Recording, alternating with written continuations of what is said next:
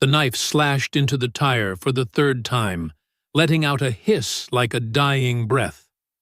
Daniel Foster's hand trembled so violently that he almost dropped the blade. In his mind, the face of Grace, his 7-year-old daughter, appeared vividly. Her smile, her voice asking that morning why he looked scared. He had lied, telling her he was just tired. But he wasn't tired. Daniel was standing exactly 41 minutes away from death. Above him, the red light of the security camera in Parking Zone 7 blinked steadily. Daniel knew it was recording, and he knew exactly how this scene looked. A white man in his early 40s, wearing a janitor's uniform, vandalizing the CEO's Mercedes in the Barrett Tower parking lot at dawn. People would call it workplace rage, mental breakdown. They would handcuff him. And Grace would be left alone. But if he didn't do this, if he walked away, choosing safety, then in exactly 41 minutes, Olivia Barrett would turn the key in the ignition, and the bomb strapped beneath that Mercedes would erase her from the world. For the past 30 minutes, Daniel had tried every other option. His phone was locked away upstairs, 4 floors above, in his locker. This parking level had no signal. The security office was on the far side of the building, and the bomber had picked the only morning that month when the head of security was off-site for training. The emergency buttons were wired directly into the main system. If he used them, the bomber would hear through the scanner and detonate remotely. Daniel knew all this because he had seen the device with his own eyes. Truly seen it. Not just glanced, but spent 7 full minutes lying on his back beneath Olivia Barrett's car, flashlight in hand, listening to his heartbeat pounding against his ribs. A military-grade explosive, remote detonation capable, outfitted with a pressure-sensitive backup trigger. Whoever did this knew exactly what they were doing. The 4th tire was stubborn. Daniel had to saw twice more before the blade bit deep, air hissing out like a strangled scream. "Don't move! Hands where I can see them!" Daniel looked up. 2 security guards stood about 4 meters away, guns drawn. Behind them, the elevator doors were closing. Someone had raised the alarm. He dropped the knife and raised his hands. His fingerprints were all over the steel blade. His uniform was smeared with grease from crawling under the car. Evidence, perfect and perfectly damning. "I can explain." Daniel tried to keep his voice steady. "There's a bomb." "Save it." The first guard, Curtis Washington, whose office Daniel had cleaned hundreds of times, grabbed Daniel's arm and twisted it behind his back. "You're done." The second guard had already picked up the radio. "We've got the suspect restrained. Executive parking, Zone 7. Vehicle disabled. Mrs. Barrett, en route. ETA, 2 minutes. 2 minutes. Daniel's chest tightened. Olivia would arrive, see the car with shredded tires, see him in handcuffs, and demand answers. They'd put her in another car, escort her to the meeting, and the bomber would adapt, wait for the next opportunity. And next time, they might not miss, because Daniel had just burned the only warning he could send. Unless he could make them listen. Make them look under the car before anyone touched it. Make them understand this wasn't rage or revenge. It was the only choice that could keep her alive. "Please," Daniel said, as Curtis pushed him toward the security office. "Just look under the car. Please, before anyone moves it." "You're going to jail, Foster." Curtis tightened his grip. "Save your sob story for the judge." Ting. The elevator opened. Olivia Barrett stepped out, heels clicking sharply against the concrete. She was around 40, dark hair tied neatly back, wearing the charcoal gray suit she always chose for high-stakes meetings. Her eyes swept over the car first. 3 deflated tires, rubber torn open across the garage floor. Then they fixed on Daniel, pinned between two guards. Her expression shifted from confusion to fury in less than a heartbeat. "What the hell is going on here?" Daniel looked her straight in the eye. This was it. The only chance. The single moment to say something that might make her pause, question, hesitate long enough to check. "There's a bomb under your car," he said, voice clear and steady. "Planted sometime between midnight and 5 a.m. Military grade, remote detonator, pressure-sensitive backup trigger. I found it at 6:17 this morning. I had no phone, no way to call for help without alerting whoever's listening, so I slashed your tires. I had to stop you from getting in that car." Silence. A thick, humming silence. Olivia stared at him. Curtis and the other guard exchanged glances. Someone chuckled. A short, skeptical laugh. "You expect us to believe—" Curtis began. "Check the car," Daniel cut him off, his eyes locked on Olivia. "Right now, before anyone touches it. Call the bomb squad. Call the police. But don't move that car until someone looks underneath." Olivia's hand moved instinctively to her neck, touching the small pendant she always wore.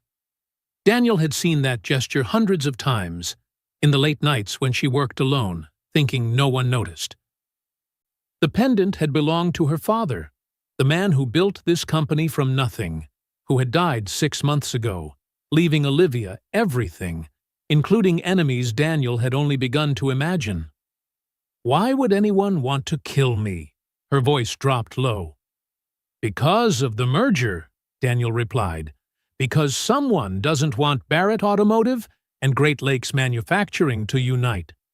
Because your meeting this morning would finalize a deal that threatens a power big enough to plan an assassination and disguise it as an accident." Olivia's eyes narrowed. She was calculating. Daniel saw the moment she decided to take the threat seriously. Not because she believed him, but because every other option was worse. She turned to Curtis. "Call the bomb squad, now, and no one touches that car until they're done." "Ma'am, this clearly—" "Now." "Curtis?" The guard hesitated, then lifted the radio. Daniel's knees almost buckled. She had listened. She had actually listened. But the nightmare wasn't over. It had only just begun. Because in 90 seconds, the parking lot would swarm with police, bomb experts, executives. And someone inside this building, someone who knew Olivia's schedule, her habits, her security procedures, was watching, waiting, ready to detonate if Plan A failed. Daniel looked at her one last time.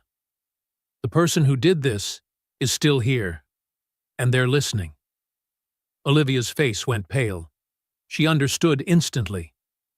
"Someone on the inside," she whispered. Daniel nodded, and they just realized the plan failed. If your heart's racing with Daniel's right now, make sure to subscribe so you don't miss what happens next.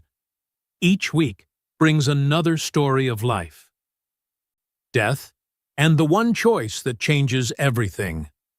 Who inside the company has both the access to Olivia's schedule and the coldness to turn an assassination into an accident? Make your guess before the truth is revealed in the next episode. 6 hours earlier, Daniel Foster walked into the Renaissance Center parking garage at 5:45 a.m., the way he had for the past 3 years. Dark blue uniform, name badge. His battered cleaning cart rolled toward the service elevator. Invisible. That was what Daniel wanted. After the GM plant shut down in 2018, after Rachel left, after the court ruled that a night shift man wasn't a suitable single parent. After all of it, invisible felt like the safest choice. Work. Go home to Grace. Don't draw attention. No trouble. But this morning, something was different. Daniel was mopping the 3rd floor when he heard voices. 2 men speaking softly outside the large conference room. He didn't intentionally eavesdrop. simply because he was invisible, and the invisible hear everything. This morning, 6:45. Are you sure? There's no way? No one will know. It'll look like a mechanical accident. Mrs. Barrett will die on the way to the board meeting. Daniel froze. His fingers tightened around the mop handle. What about the merger? It will collapse. Great Lakes will pull out. And we will be able to… Footsteps moved away. They were walking off. Daniel immediately turned back to sweeping, head bowed, returning to invisibility. 2 pairs of expensive leather shoes slid past. He did not look up. The invisible do not watch. As they faded from earshot, blood boiled in Daniel. They were planning to kill Olivia Barrett. This morning, in less than 40 minutes, he could pretend not to hear. He could keep pretending. He could continue to hide. But he remembered Grace. Breakfast. The way she looked at him with wide eyes when he crouched to tie her shoelace. Daddy? Why do you look scared? I'm just tired, sweetheart. That was a lie. He was afraid because he had become so invisible, he was about to forget who he was. Afraid because Grace was growing up with a father who was a shadow, not a person. And now someone would die if he continued to hide. Daniel set the mop down. He walked straight to the elevator, heart pounding. He knew Olivia's routine. Everyone did. On board meeting days, she always arrived at the office at 6:30 and always parked in Zone 7, the front row next to the elevator. If there was something on her car, it was there right now. The elevator took 2 minutes to descend to the basement. The doors opened. The lot was as empty as usual, only a few scattered cars. Olivia's Mercedes sat in its usual spot. He scanned the area. No one. The security cameras blinked, their constant, indifferent rhythm. Daniel knelt. Lying face down, he crawled under the car and pulled a small flashlight from his tool belt. And he saw it. A small black device mounted firmly under the chassis, directly beneath the driver's seat. Wires ran to the fuel tank. The LED display read 0.4723. 47 minutes. Daniel's hand trembled as he shone the light closer. He wasn't an expert, but he had been to Afghanistan. He recognized a bomb when he saw one. This device was too complex to disarm by instinct. There were at least 3 different mechanisms. One wrong touch, and it would detonate. His heart hammered like a hammer. Sweat stung his eyes. What to do now? Call the police? His phone was locked in a locker on the 3rd floor. And if those 2 guys had a scanner, if they detected an emergency signal, they could set it off early. Run to the security office? Too slow. And if they triggered the alarm over the radio, the bomber would know. Try to disarm it himself? He didn't have the knowledge. One wrong move, and it would blow up right there. Daniel crawled out, gasping. 46 minutes. Olivia would be there in 46 minutes. Then the idea hit. Horrific, simple, but the only way. If he couldn't remove the bomb, he had to make sure she could not drive the car. He had to disable the vehicle in a way that would keep her from operating it. Hold her there long enough for someone to inspect it. And if he had to pay a price, arrest for vandalism, lose his job, even lose custody of Grace, at least one woman would be alive. Daniel turned toward the maintenance cart. In the bottom drawer, he kept a utility knife for opening boxes, cutting tape, small chores. Now, it would save a life. Or destroy his. Maybe both. How do I know you're not the one who planted the bomb? Olivia Barrett stood about 3 meters away from Daniel in the small security office, a cramped room set apart from the parking area where the bomb squad was still working. Curtis Washington guarded the doorway, hand still on his gun. 3 more officers waited outside. "You don't," Daniel replied calmly. "But if I wanted to kill you, why would I slash the tires and draw attention to myself?" Olivia studied him. "Maybe you had second thoughts. Maybe you didn't plan it through. Or maybe I'm telling the truth." Curtis's radio crackled. "Washington, this is Bomb Squad Command.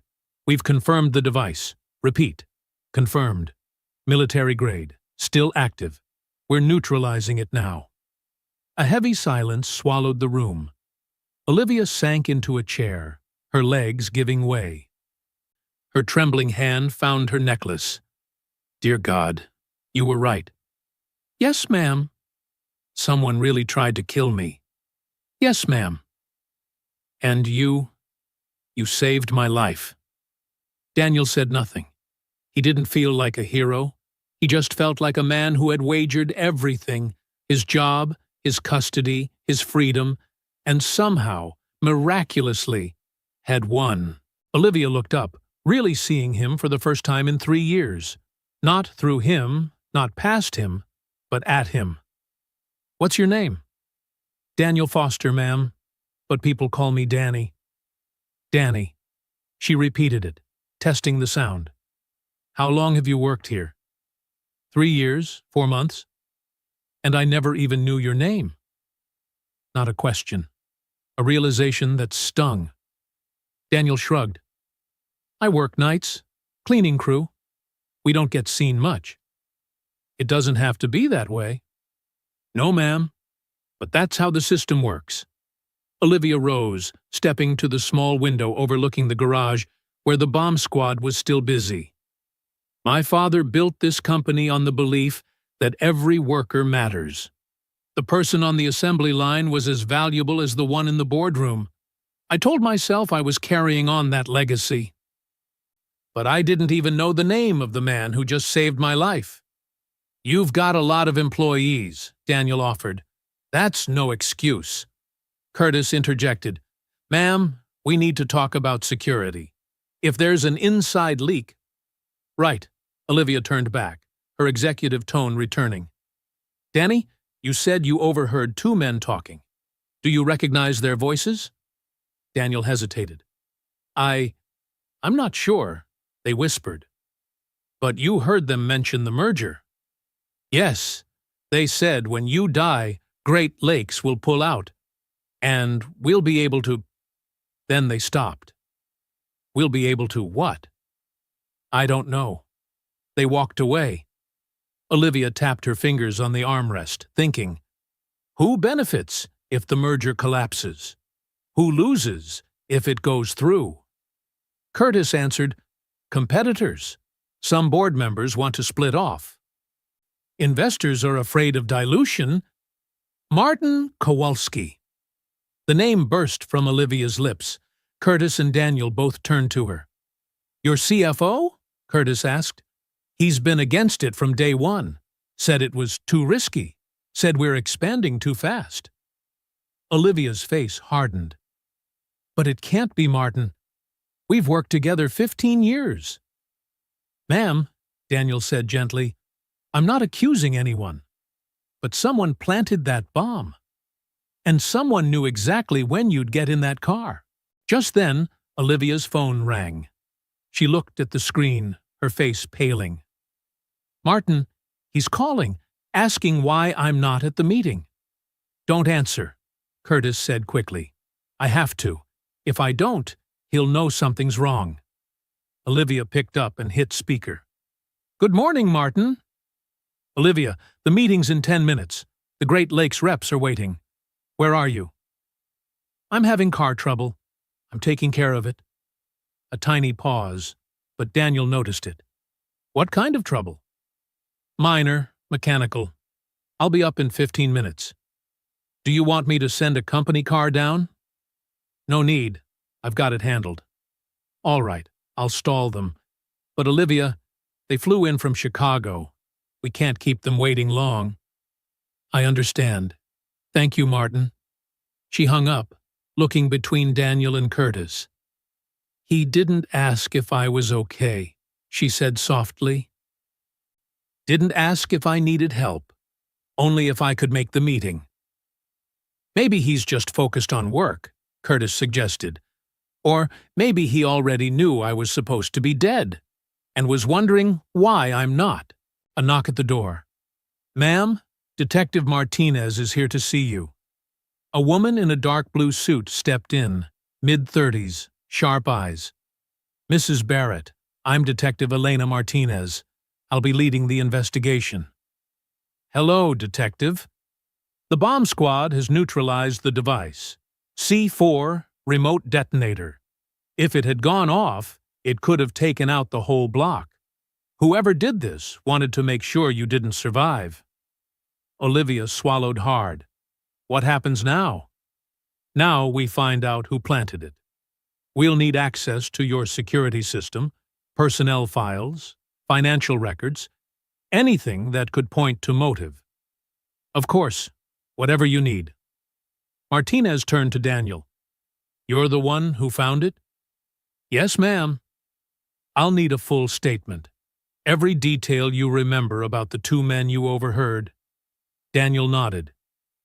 "I'll try to recall everything." "Good." Martinez looked between them. "Until we know who we're dealing with, I recommend Mrs. Barrett stay somewhere safe, with increased protection. I have an important meeting." "With all due respect, ma'am, you just narrowly escaped an explosion. Whoever did this won't stop." Olivia was silent for a few seconds, then nodded. "You're right. Curtis, cancel the meeting. Tell the Great Lakes reps there's an emergency." "Yes, ma'am." "And Curtis, don't mention the bomb. Just say I'm sick. If the culprit thinks they still have a chance, they'll expose themselves." A clever move. Daniel felt a strange flicker of pride, a sense they were truly working together now, not as CEO and janitor, but as two people solving a dangerous puzzle. Martinez turned back to him. "Mr. Foster, I'll need you to stay. We've got a lot to do." "Of course." "And, Mr. Foster?" Olivia called. Daniel turned. "Thank you for seeing what others missed, for not walking away." Daniel hesitated. 3 years of hiding, of trying to disappear, and now the most powerful woman he'd ever met was thanking him for being seen. "I just did what anyone would have done," he finally said.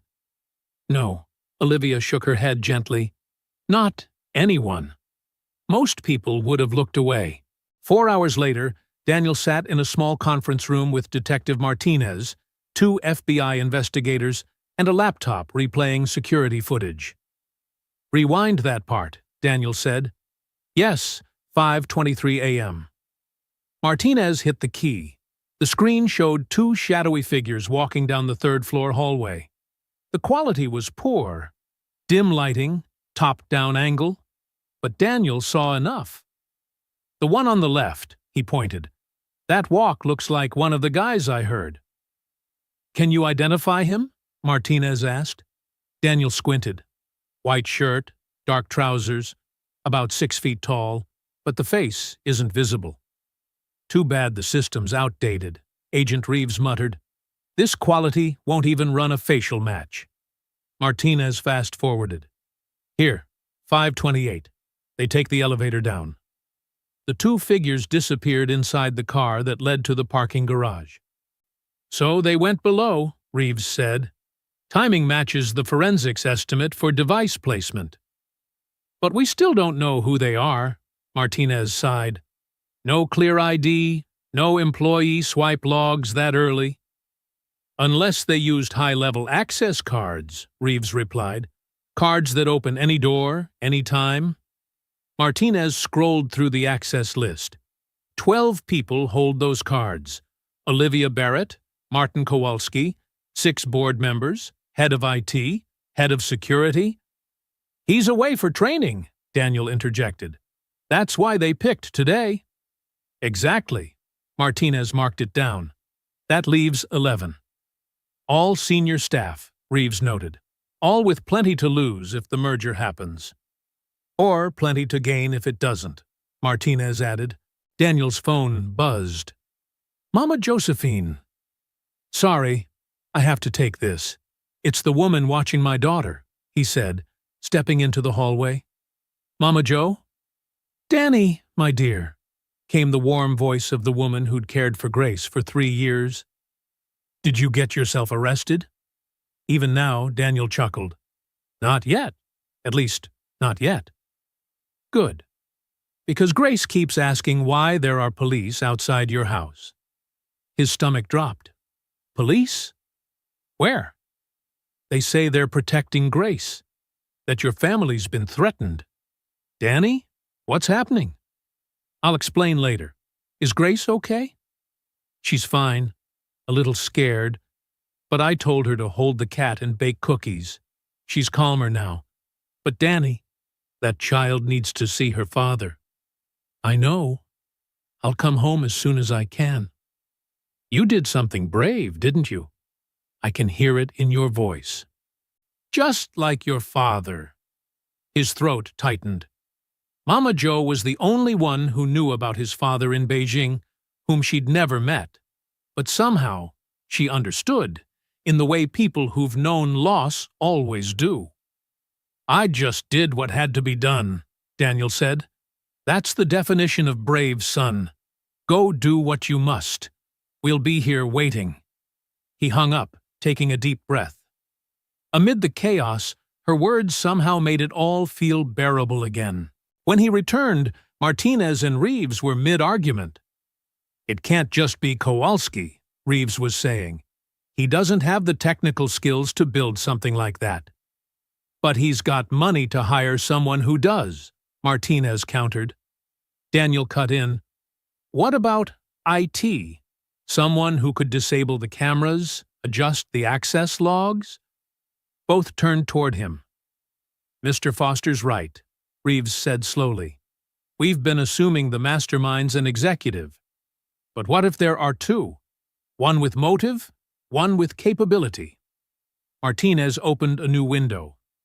IT personnel. Who has security system clearance? 5 people. Reeves read over her shoulder. Head of IT, 2 senior admins, 1 cybersecurity specialist, 1 hardware tech. Check who's connected to Kowalski, Martinez ordered, or any exec with a motive. Daniel suddenly remembered. This morning, on the 3rd floor, I saw someone entering the server room, around 5:15. Who? Not sure. Light hair, wearing a hoodie, odd for office attire. Martinez typed quickly. Server room access at 5:15. Here. Card used, Dwayne Miller. Who's Dwayne Miller? Daniel asked. Hardware technician, Reeves read from the file. 2 years here. Before that, well, that's interesting. Former union worker at the GM assembly plant. The air shifted in the room. The plant shut down in 2018, Daniel said quietly. Same one I worked at. Martinez's eyes locked on him. You know him? I'm not sure. The plant was huge. Hundreds of workers. Then a memory flashed. A tall, thin man with blonde hair, always preaching about the union-like gospel, always complaining management didn't care about the workers, fired and blaming everyone but himself. Dwayne, Daniel murmured. Yeah, I remember him. He was bitter. Really bitter. Bitter enough to kill? Reeves asked. I don't know, but he blamed the suits upstairs for the closure, said they moved production overseas for profit and left us behind. Martinez grabbed her phone. I want a team at Dwayne Miller's workstation, now, and get me Martin Kowalski's financial records, any unusual transactions. Everything accelerated. 2 officers rushed out. Martinez coordinated over the phone. Reeves typed furiously, tracking digital traces, and Daniel stood frozen, realizing he'd just helped identify a potential killer. A man who'd once been his co-worker. Someone who'd suffered losses like his own, but had chosen a darker path. Martinez slammed down her phone. Miller's gone, And Kowalski's office says he stepped out for a private call 15 minutes ago. They're running, Reeves said. Or getting ready to try again, Daniel added. All eyes turned to him. The bomb didn't go off, he explained, but they still want the merger dead. They still want Olivia Barrett dead. They just need a new plan. Martinez drew her gun. Where's Mrs. Barrett? In her office, Reeves said. Guard posted outside. Not enough. Move her now. They all ran. They raced down the hallway. Martinez in the lead. Reeves close behind. Daniel bringing up the rear. The sound of his worn work shoes hitting marble echoed differently from their sharp leather heels. Olivia's office was on the 22nd floor, corner of the building, overlooking the Detroit River. When they reached the elevator, Martinez slammed the emergency button to hold the door. If Miller and Kowalski are working together, Reeves said as the doors closed, there could be more, something beyond the car. In the building, Martinez agreed. Right inside her office. Electrical systems. Anything Miller had clearance to access. Daniel's stomach tightened. He had access to almost everything. As a hardware tech, he always had a reason to be anywhere. The elevator stopped at the 22nd. Doors opened. Curtis Washington stood outside Olivia's office, phone to his ear. Seeing them rush toward him, he hung up quickly. What's going on? We need to get Mrs. Barrett out of here, Martinez said firmly. Right now, Curtis knocked on the door. Mrs. Barrett, the police need to speak with you. No answer. He knocked harder. Mrs. Barrett? Martinez pushed him aside, grabbed the handle, locked. When did she lock it? No idea. 10 minutes ago she said she was fine. Wanted to be alone. Martinez and Reeves exchanged a look. Break it down. Reeves stepped back and kicked the lock. The wood splintered.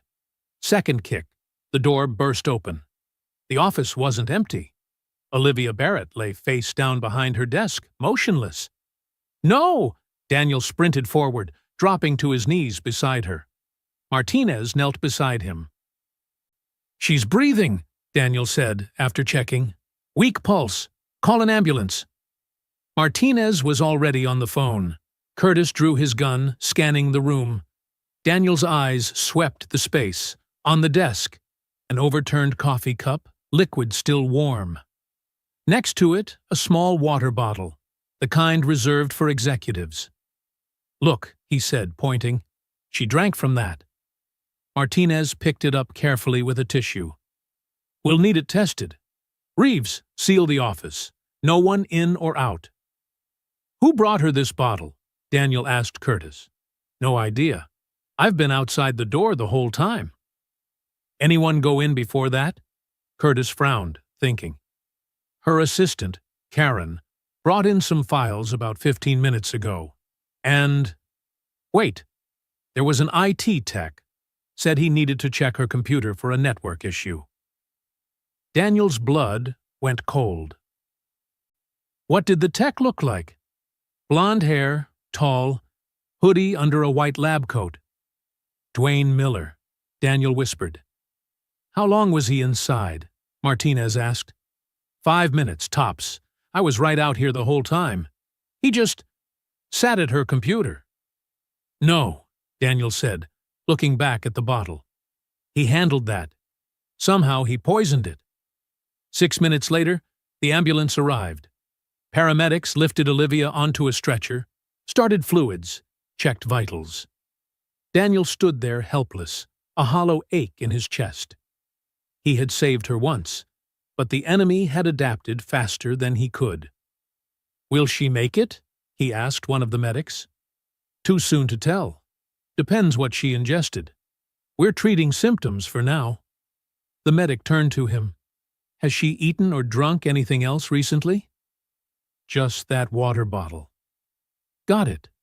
We'll run analysis. Good thing you caught it in time.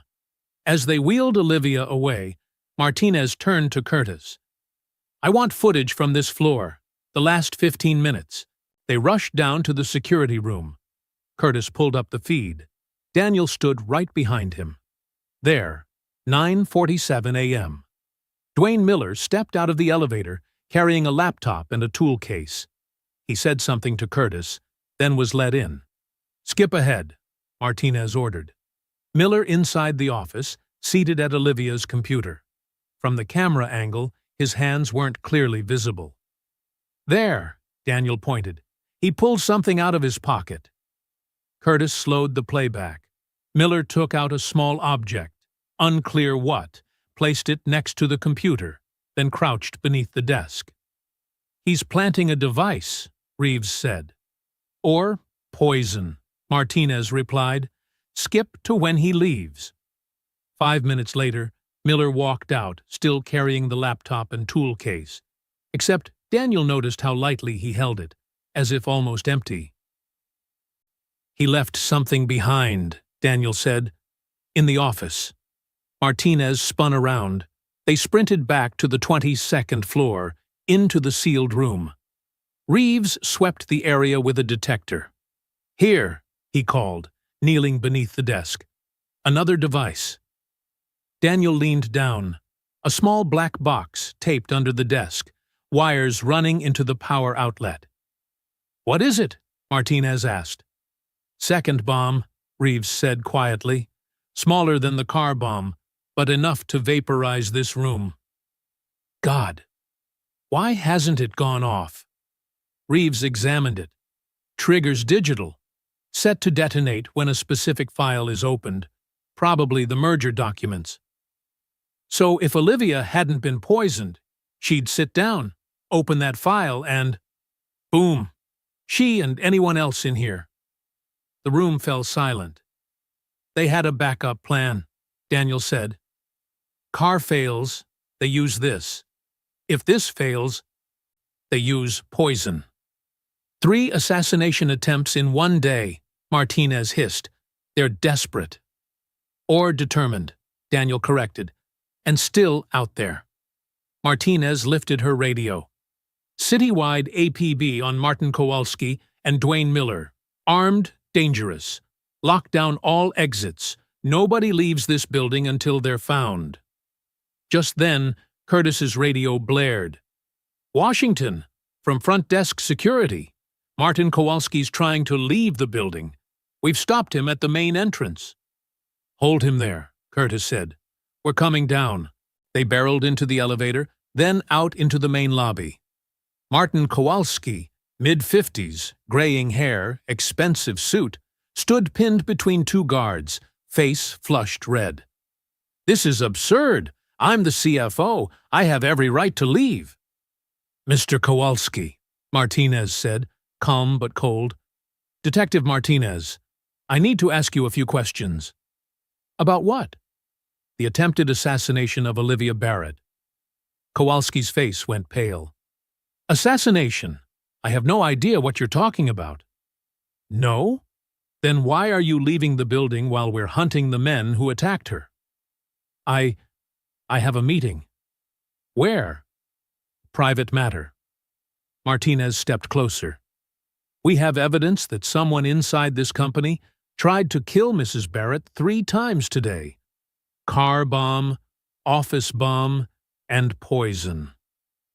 Would you like to explain why you're suddenly walking out?" "I'm not walking out. I'm just—" "You worked with Dwayne Miller, didn't you?" Daniel interrupted. Only now did Kowalski turn his gaze on him, eyes narrowing. "Who are you?" "I'm the man who found the first bomb. The one who overheard you and Miller planning to kill her." "I don't know what you're talking about." "Then why?" Martinez cut in. "Did you transfer $50,000 to Miller's account last week?" Kowalski froze. "We have the bank records," Martinez continued. "Security footage of Miller planting the device. A witness who heard your conspiracy. We have enough." Kowalski swallowed hard. "I want my lawyer."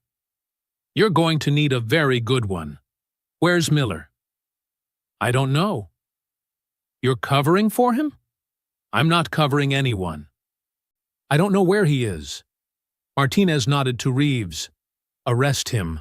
Charges: conspiracy to commit murder, attempted homicide, and all related offenses. Reeves snapped the cuffs around Kowalski's wrists. Curtis spoke into his radio. All units, be on alert for Dwayne Miller. Blonde hair, about 6'1", slim build, gray hoodie, possibly armed, extremely dangerous. Daniel scanned the lobby. Dozens of people, employees, visitors, watched as the CFO was handcuffed. One of them could be Miller. He could be standing right there, watching. Then, a sudden explosion thundered through the building, echoing from somewhere above. Everyone in the lobby froze. Then, chaos blew open. Screams, people surging toward the exits. 12th floor. Curtis listened to the radio. Server room. There's a fire. Miller, Daniel said quietly. He's wiping the evidence. Martinez sprinted for the elevators, but the system had locked down under fire protocol. She swore. Stairs! Go! They charged up. Martinez, Reeves, Curtis, and Daniel. 12 flights. Daniel's heart pounded, lungs burning, but he didn't slow. The 12th floor was choked with smoke. Sirens shrieked. Sprinkler heads blasted water, useless against the chemical blaze devouring the server room. Server room! Curtis pointed down the hall. They ran, shielding their faces. The door was flung wide, flames licking at rows of racks. The heat bit their skin. And in the middle of the fire, laptop in his arms, stood Dwayne Miller. Don't move! Martinez drew her gun. Put the computer down. Miller turned, face smeared with soot, and didn't comply. He hurled the laptop straight into the flames. Too late, he rasped. The evidence is gone. Miller, get out of there now, Reeves barked. This floor's about to collapse. Miller laughed, a twisted sound. Let it collapse. Like they let the plant collapse. Like they let our lives collapse. Daniel took a half-step closer, hands open. Dwayne, I know you. We worked together at GM. I remember you. Miller squinted through the smoke. Foster? Danny Foster? Yes. You were there too. You lost everything too. Yes, but I didn't kill anyone for it. Why not? Miller screamed. Why not? They took everything. Jobs, homes, families. They don't care if we live or die. We're just numbers. A line item to cut. Olivia Barrett didn't close the plant. She's one of them. The upper tier. The rich. The ones who never worry about rent or the next meal. She deserves to die. No, Daniel said firmly. She doesn't. No one does. Dwayne, I know you're angry. I'm angry too. But this, you don't understand. Miller lunged forward, eyes wild. You still have a daughter. You still have a reason to live. Me? My wife left. My son won't speak to me.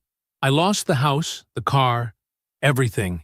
So yes, I helped Kowalski. He paid, and I finally had a chance to get even. Behind them, a terrible cracking sound. A section of ceiling crashed down. Move now, Curtis shouted. Dwayne, come with us, Daniel pleaded. Don't die here. Your life can still mean something.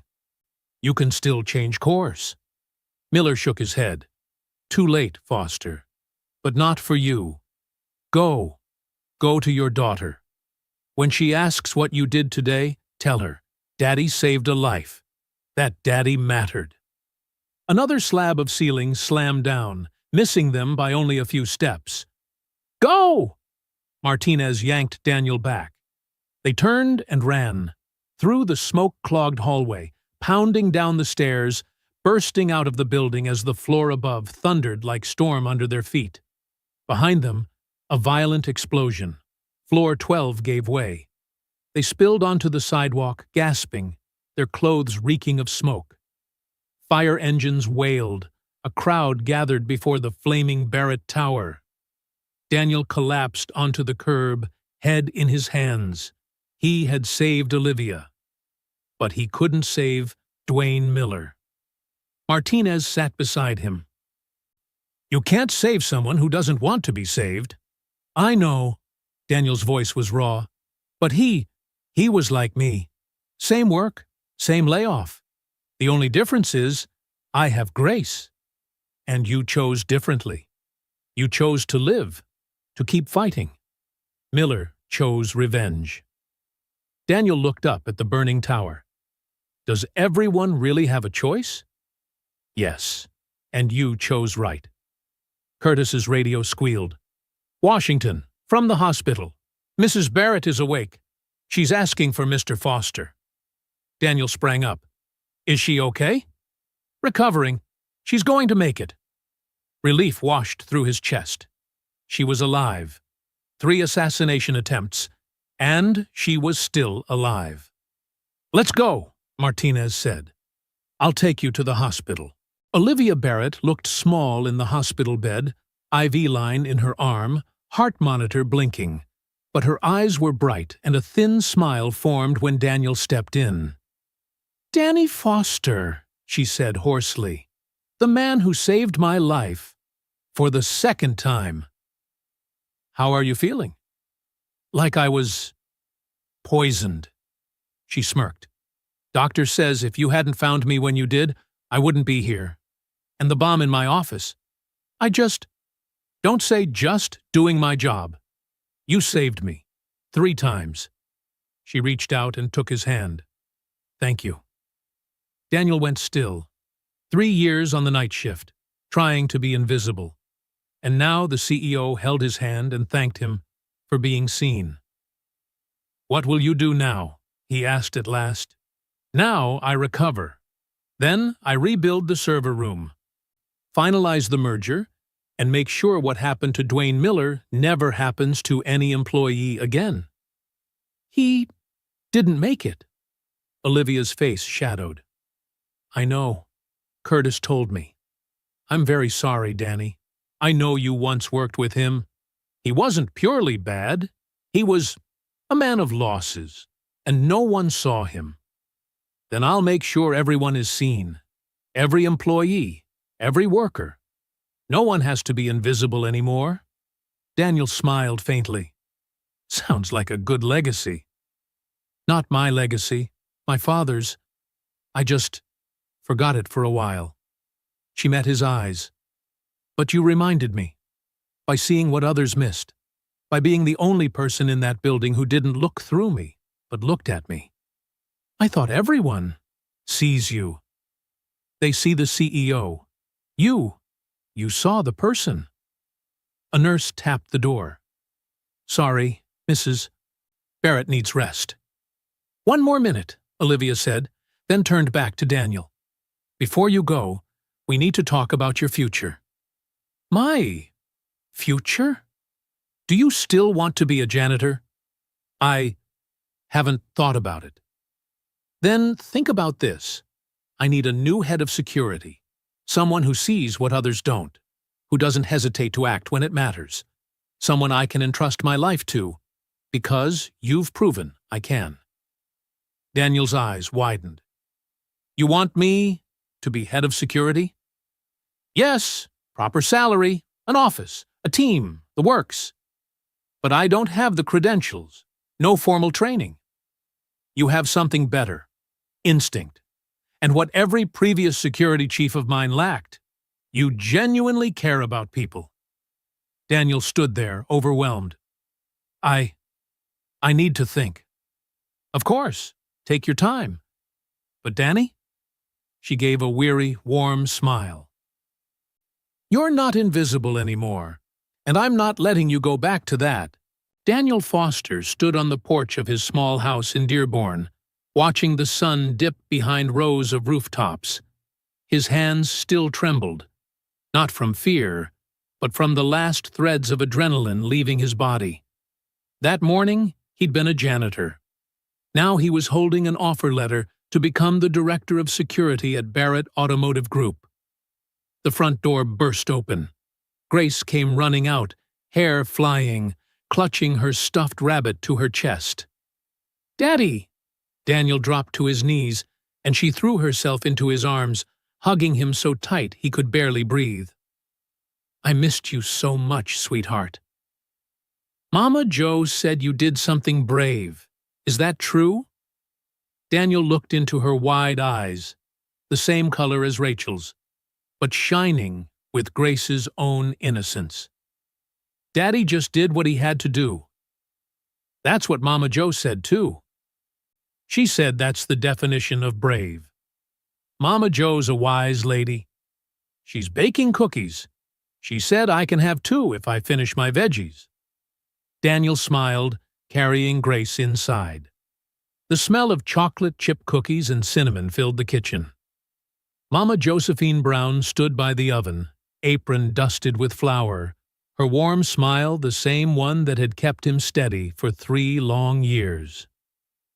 "Our hero's home," she said, hugging him with a flowery arm. "Danny, you okay?" "I'm fine, Mama Joe." "Don't lie. I can see it in your eyes. You've seen things today, things you prayed you'd never see again."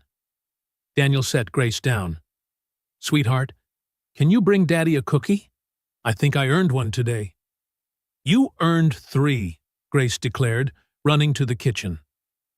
Mama Josephine guided Daniel to the sofa, resting her warm hand on his shoulder. "Tell me everything." And he did. The bomb, the shredded tires, Olivia, Martin Kowalski, Dwayne Miller, the fire. She listened without interrupting, her wise eyes never leaving him. When he finished, she was silent for a long time. "Dwayne Miller," she finally said. "I remember him from the union meetings, always burning hot, always angry. He had a reason to be." "Yes, but anger's like fire, Danny. It can warm you, or burn you to ashes. He chose to let it burn him." She brushed his cheek gently. "You didn't. You chose to use it to keep others warm." "I don't feel like a hero," Daniel said softly. "I feel like I should have done more. I should have saved them both." "You can't save someone who doesn't want saving. My husband taught me that." Her voice softened, drifting back through years. In '67, during the riots, he ran into a burning building to save people. Pulled out 7. The 8th, a young man named Marcus, refused to come. Said he'd lost everything, nothing left to live for. My husband tried to drag him out, but Marcus pushed him away. The building collapsed. Daniel swallowed hard. "I'm sorry." He carried that sorrow his whole life, wondering if he could have said something different. But before he passed, he told me, "Josephine, that day I saved 7. I won't let the one I couldn't save erase the 7 I did." She looked deep into Daniel's eyes. "You saved Olivia Barrett.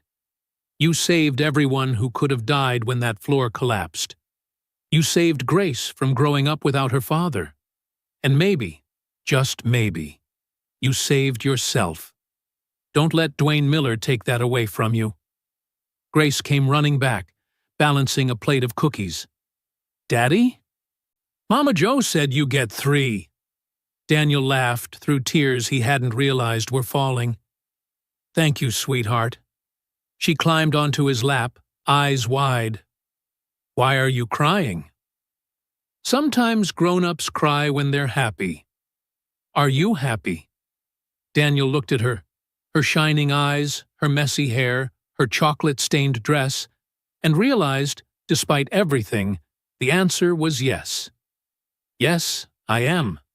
Because I came home to you, and that's all I ever wanted." A week later, Daniel stood before a door with a gleaming nameplate. Daniel Danny, Foster Director of Security. He'd been staring at it for 5 minutes, heart thumping. The blue janitor uniform was gone, replaced by the gray suit Curtis had helped him pick out. The new shoes were stiff. The tie felt like a noose. "You'll get used to it." Daniel turned. Olivia Barrett stood there, navy suit crisp, looking far stronger than she had in the hospital. "Mrs. Barrett, I didn't expect you back this soon." "Call me Olivia. Doctor said another week off, but there's too much work."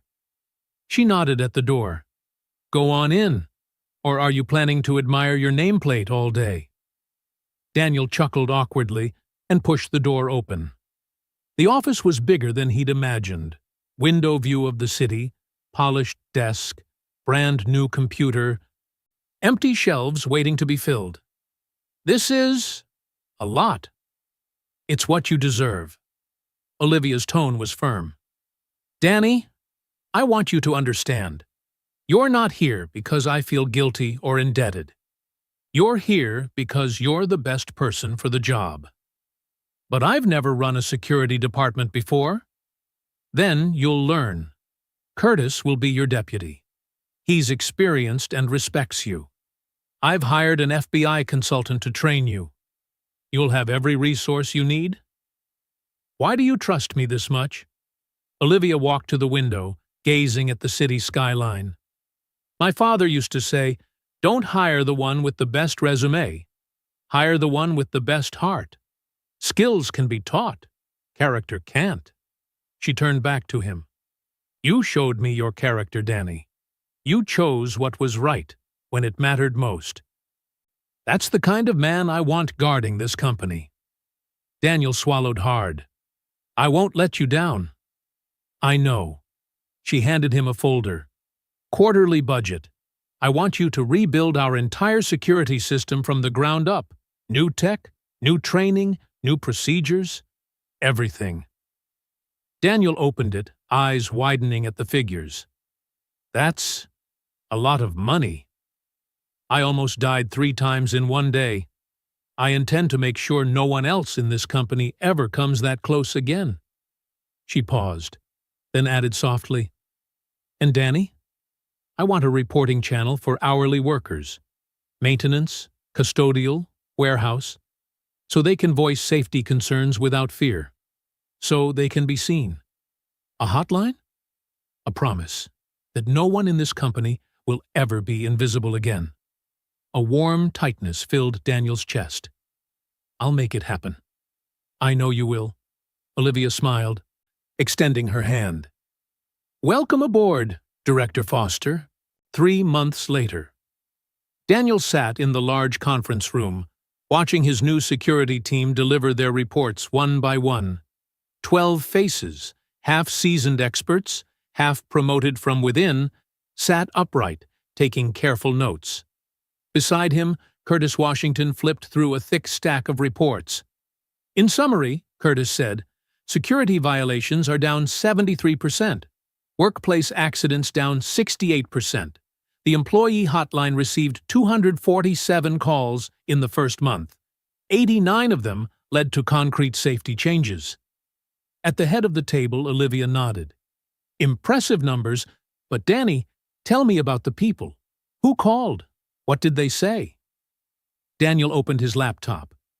"Last week, Maria Rodriguez, custodial, called because she smelled gas in the warehouse. It's a low-traffic area, so nobody had noticed. We checked. Major leak. Could have exploded." "So she saved lives," Olivia concluded. "Yes, and now she knows her voice matters." Olivia's gaze softened. "That's exactly what my father would have wanted. Well done, everyone. Keep it up." The meeting broke up. Olivia subtly signaled for Daniel to stay. She led him back to her office, where a new marble plaque had been mounted on the wall. The Dwayne Miller Scholarship Fund. Honoring the workers who built this city. Daniel read it twice. His throat tightened. "You named it after him?" "He's gone," Olivia said quietly. "But there are thousands like him, kids of plant workers who can't afford school. I think my father, and maybe Dwayne on a better day, would want them to have a chance." "How big is this fund?" 10 full scholarships a year, she said. Priority to children of current Barrett employees and former employees. Then Olivia looked Daniel straight in the eye. I can't change what happened to Dwayne, but I can keep others from feeling invisible the way he did." "This is a beautiful thing you're doing," Daniel said. "We're doing," Olivia corrected. "You're the one who proposed including former GM workers."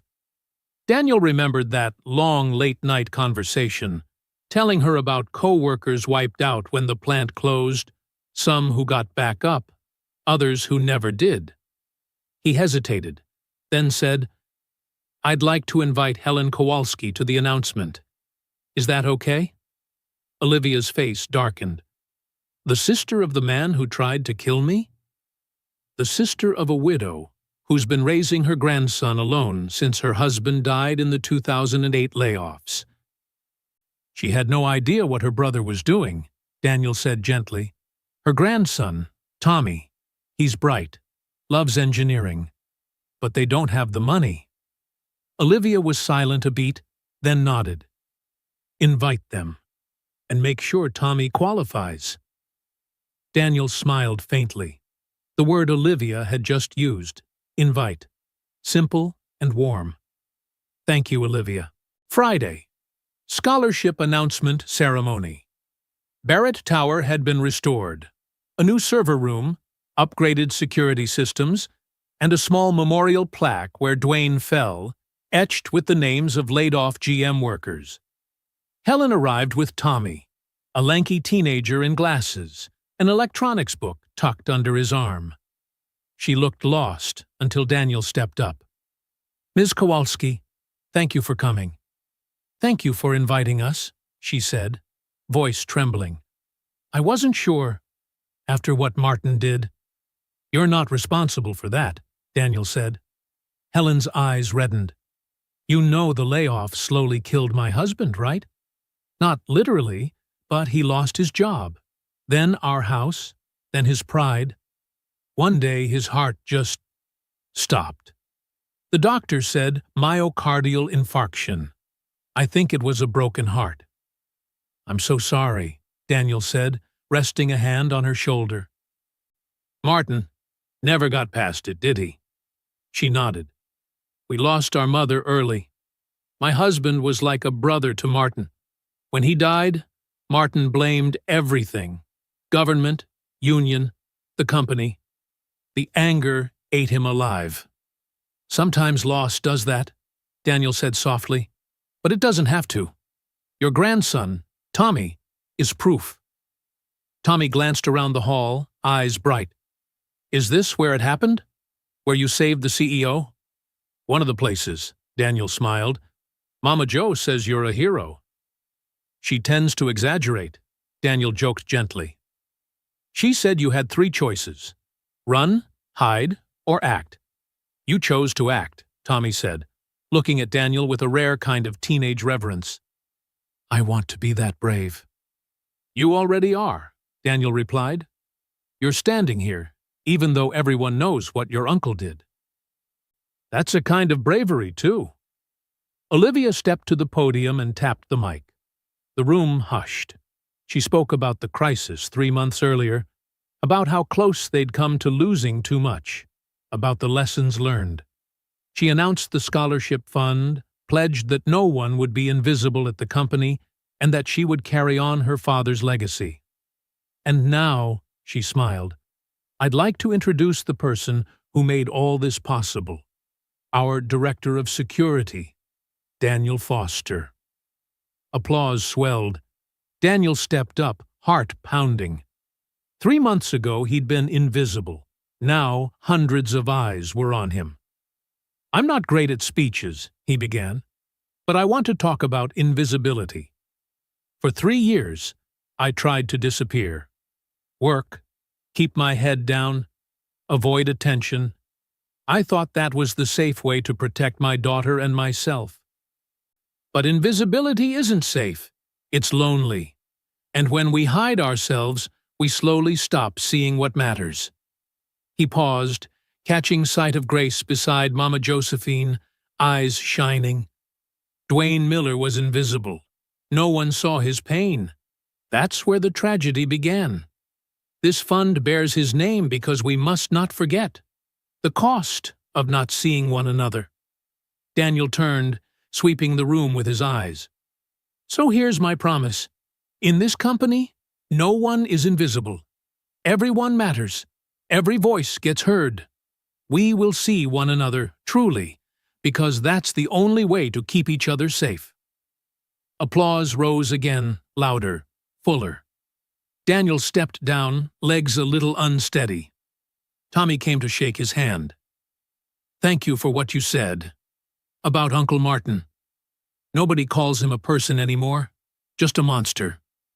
But you saw him. Daniel nodded.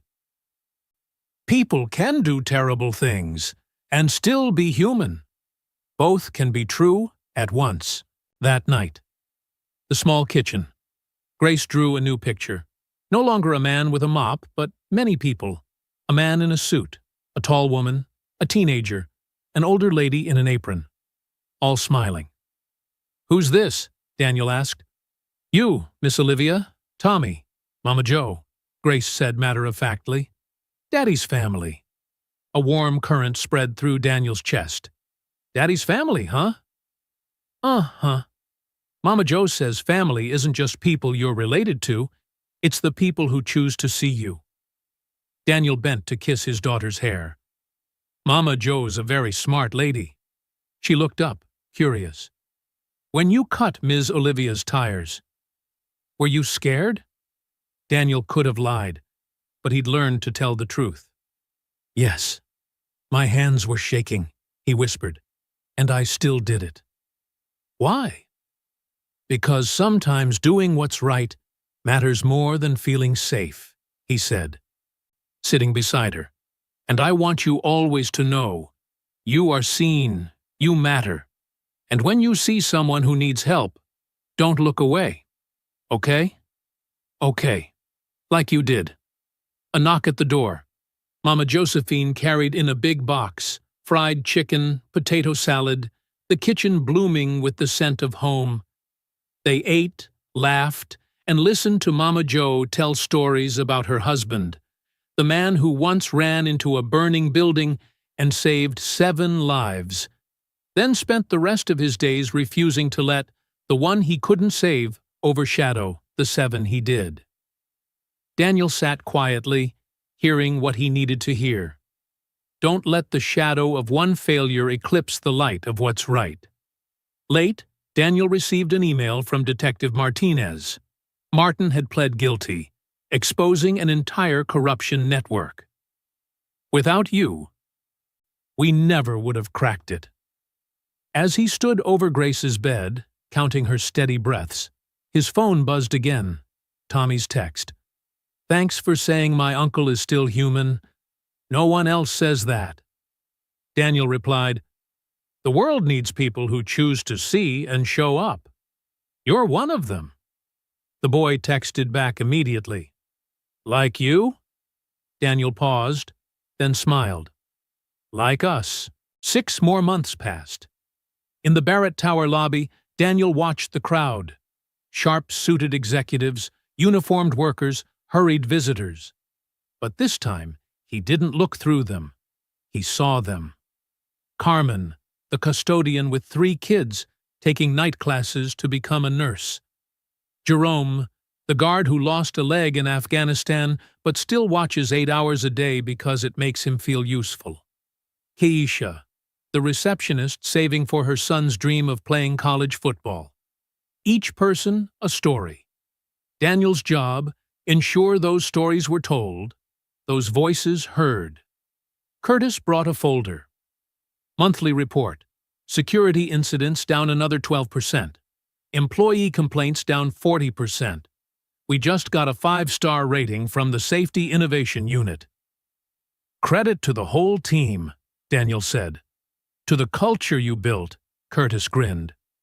People dare to speak. His phone buzzed. Olivia, swing by my office when you can. Someone wants to meet you. 22nd floor. Inside, a young woman in uniform stood to greet him. Major Rachel Chen, she introduced herself. U.S. military. The system you built here.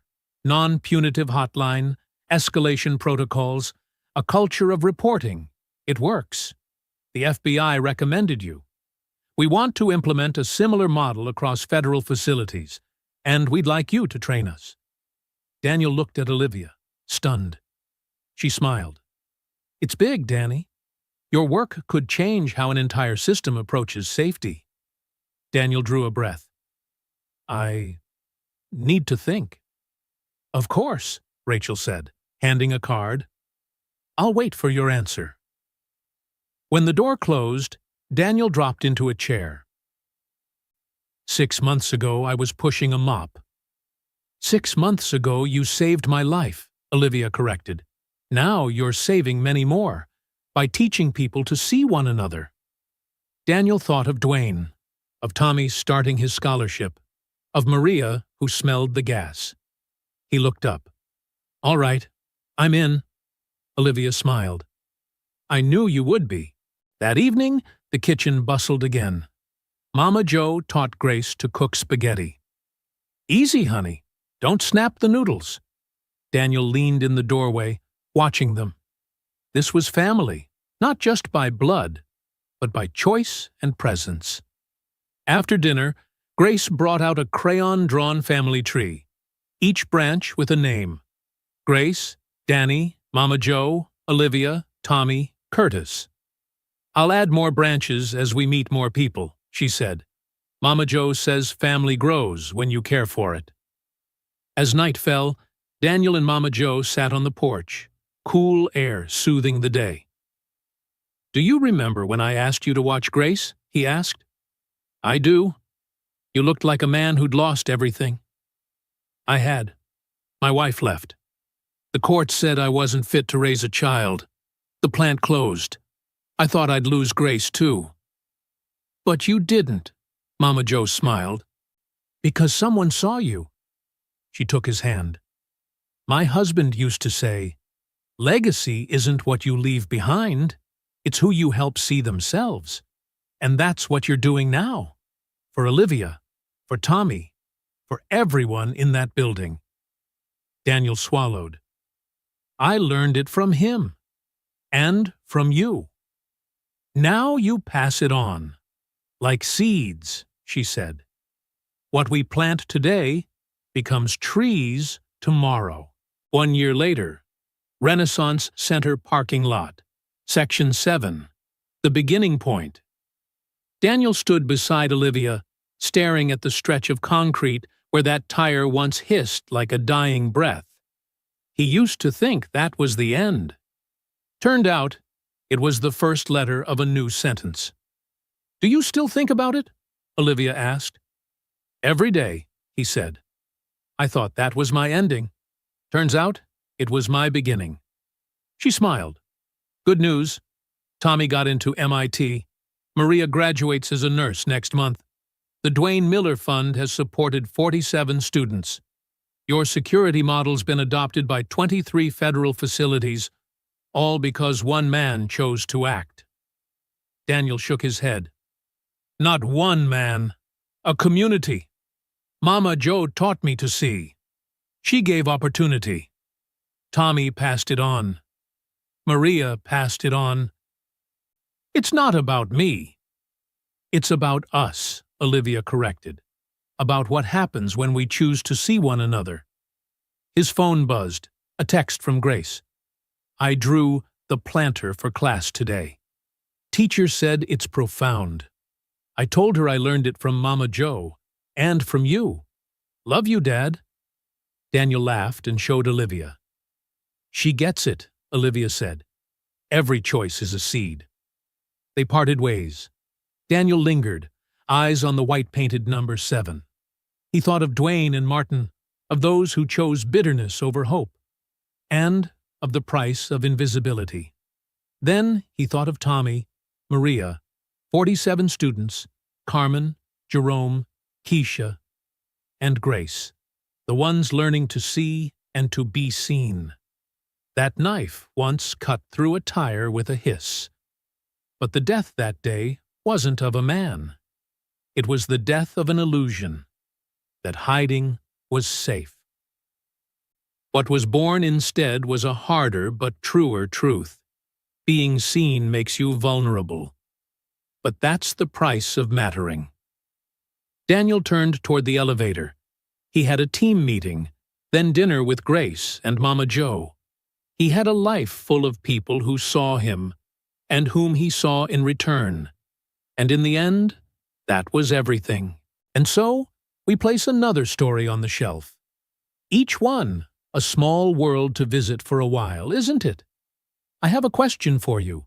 If you were building a library of experiences, what title would you give this story? The Art of Being Seen? The Knife and the Tree? The Invisible Man Who Found His Voice? Comment with your title. I truly want to know. If you enjoy stories like this, subscribe so you won't miss the next one. A single like helps this story reach someone who might need it. And if you'd like to stay a little longer, turn on the bell. Each week, we'll plant another seed in this shared library. Thank you for staying till the end.